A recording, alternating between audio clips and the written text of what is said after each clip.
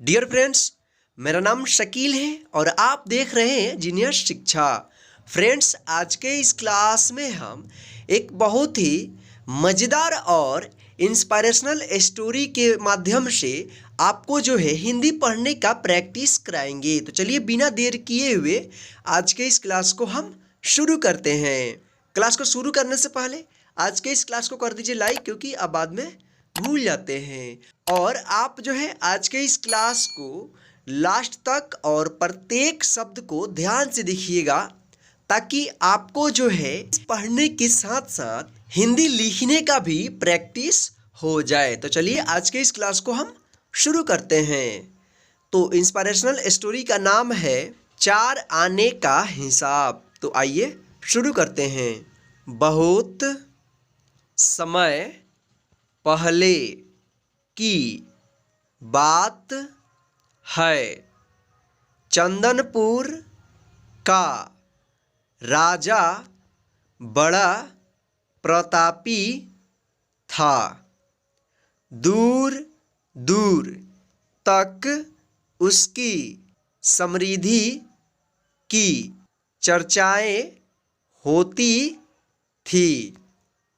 उसके महल में हर एक सुख सुविधा की वस्तु उपलब्ध थी, पर फिर भी अंदर से उसका मन अशांत रहता था। उसने कई ज्योतिषियों और पंडितों से इसका कारण जानना चाहा।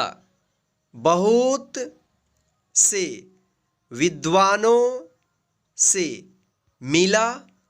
किसी ने कोई अंगूठी पहनाई तो किसी ने यज्ञ कराए, पर फिर भी राजा का दुख दूर नहीं हुआ।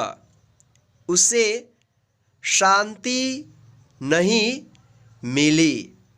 एक दिन भेष बदल कर राजा अपने राज्य की सैर पर निकला। घूमते घूमते वह एक खेत के निकट से गुजरा। तभी उसकी नज़र एक किसान पर पड़ी। किसान ने फटे पुराने वस्त्र धारण कर रखे थे और वह पेड़ की छांव में बैठ कर भोजन कर रहा था। किसान के वस्त्र देख राजा के मन में आया कि वह किसान को कुछ स्वर्ण मुद्राएं दे, ताकि उसके जीवन में कुछ खुशियाँ आ पाए।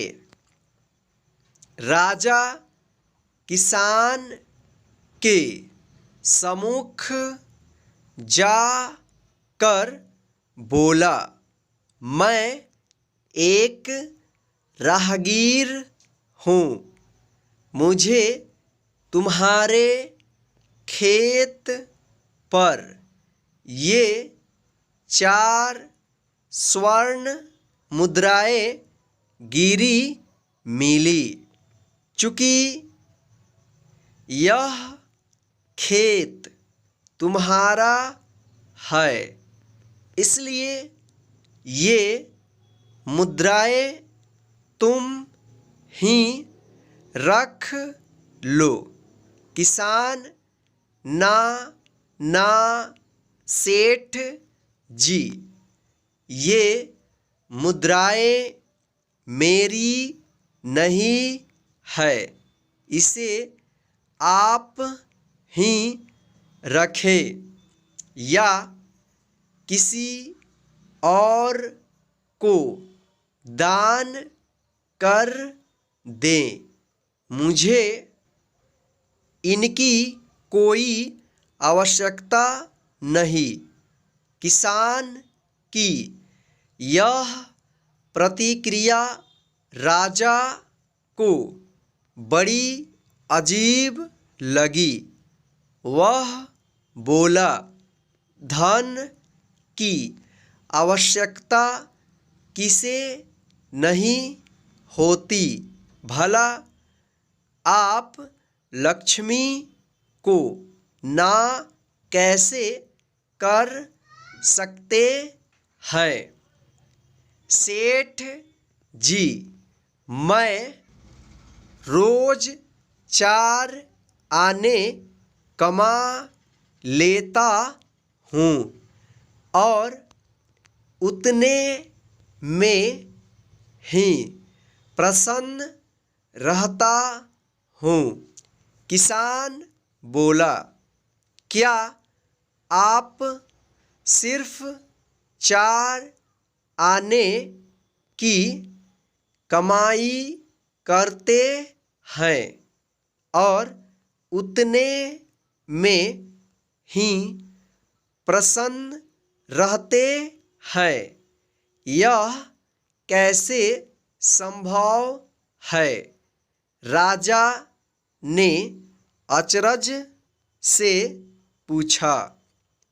सेठ जी: किसान बोला, प्रसन्नता इस बात पर निर्भर नहीं करती कि आप कितना कमाते हैं या आपके पास कितना धन है।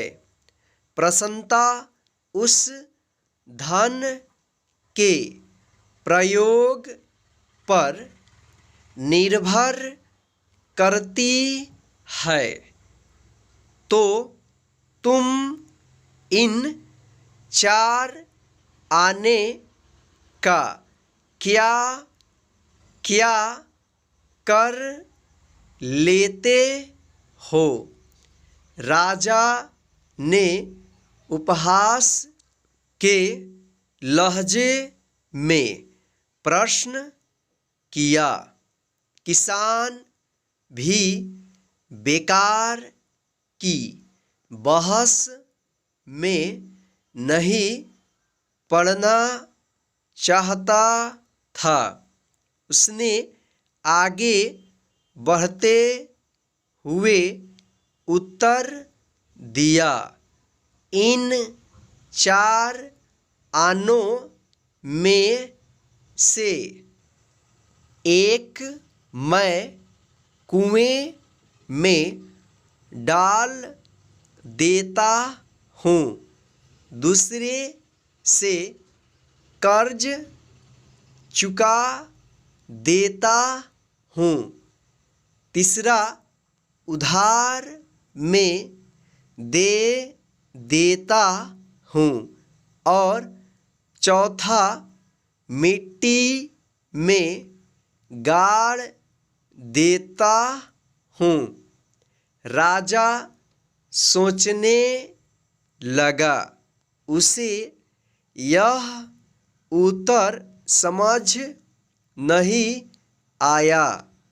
वह किसान से इसका अर्थ पूछना चाहता था, पर वो जा चुका था। राजा ने अगले दिन ही सभा बुलाई और पूरे दरबार में कल की घटना कह सुनाई और सबसे किसान के उस कथन का अर्थ पूछने लगा। दरबारियों ने अपने अपने तर्क पेश किए पर कोई भी राजा को संतुष्ट नहीं कर पाया। अंत में किसान को ही दरबार में बुलाने का निर्णय लिया गया। बहुत खोजबीन के बाद किसान मिला और उसे कल की सभा में प्रस्तुत होने का निर्देश दिया गया। राजा ने किसान को उस दिन अपने भेष बदल कर भ्रमण करने के बारे में बताया और सम्मान पूर्वक दरबार में बैठाया। मैं तुम्हारे उत्तर से प्रभावित हूँ और तुम्हारे 4 आने का हिसाब जानना चाहता हूँ। बताओ तुम अपने कमाए 4 आने किस तरह खर्च करते हो जो तुम इतना प्रसन्न और संतुष्ट रह पाते हो। राजा ने प्रश्न किया। किसान बोला, हुजूर, जैसा कि मैंने बताया था, मैं 1 आना कुएं में डाल देता हूँ, यानी अपने परिवार के भरण पोषण में लगा देता हूँ। दूसरे से मैं कर्ज चुकाता हूँ, यानी इसे मैं अपने वृद्ध माँ बाप की सेवा में लगा देता हूँ। तीसरा, मैं उधार दे देता हूँ, यानी अपने बच्चों की शिक्षा दीक्षा में लगा देता हूँ। और चौथा, मैं मिट्टी में गाड़ देता हूँ, यानी मैं 1 पैसे की बचत कर लेता हूँ ताकि समय आने पर मुझे किसी से मांगना ना पड़े।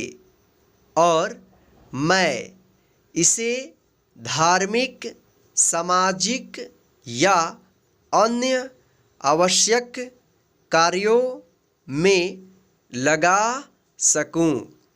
राजा को अब किसान की बात समझ आ चुकी थी। राजा की समस्या का समाधान हो चुका था। वह जान चुका था कि यदि उसे प्रसन्न एवं संतुष्ट रहना है तो उसे भी अपने अर्जित किए धन का सही सही उपयोग करना होगा। मित्रों, देखा जाए तो पहले की अपेक्षा लोगों की आमदनी बढ़ी है, पर क्या उसी अनुपात में हमारी प्रसन्नता भी बढ़ी है? पैसों के मामलों में हम कहीं न कहीं गलती कर रहे हैं। लाइफ को बैलेंस्ड बनाना जरूरी है और इसके लिए हमें अपनी आमदनी और उसके इस्तेमाल पर जरूर गौर करना चाहिए।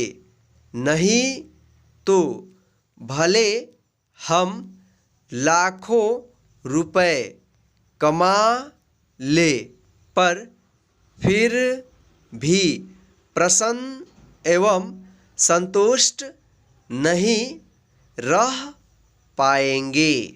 तो फ्रेंड्स, आज के इस मस्त और इंस्पायरेशनल स्टोरी में बस इतना ही। आज का क्लास कैसा लगा है प्लीज़ कमेंट करके ज़रूर बताइएगा, और आज के इस क्लास को लाइक करके अपने सभी दोस्तों को शेयर कर दीजिएगा, ताकि वे भी घर बैठे आसानी से हिंदी पढ़ने का प्रैक्टिस करते रहें। और आप चाहते हैं इसी प्रकार की इंस्पायरेशनल और मोटिवेशनल स्टोरी का वीडियो जो है आपके मोबाइल पर मिलता रहे, तो नीचे दिए गए लाल बटन को दबाकर चैनल को सब्सक्राइब कर लीजिएगा और साथ में बेल आइकन को प्रेस कर दीजिएगा, ताकि इसी प्रकार की इंस्पायरेशनल और मोटिवेशनल क्लास का वीडियो जो है डायरेक्ट आपके मोबाइल पर मिलता रहे। जय हिंद। फिर मिलते हैं नेक्स्ट हिंदी की क्लास में एक नए स्टोरी के साथ।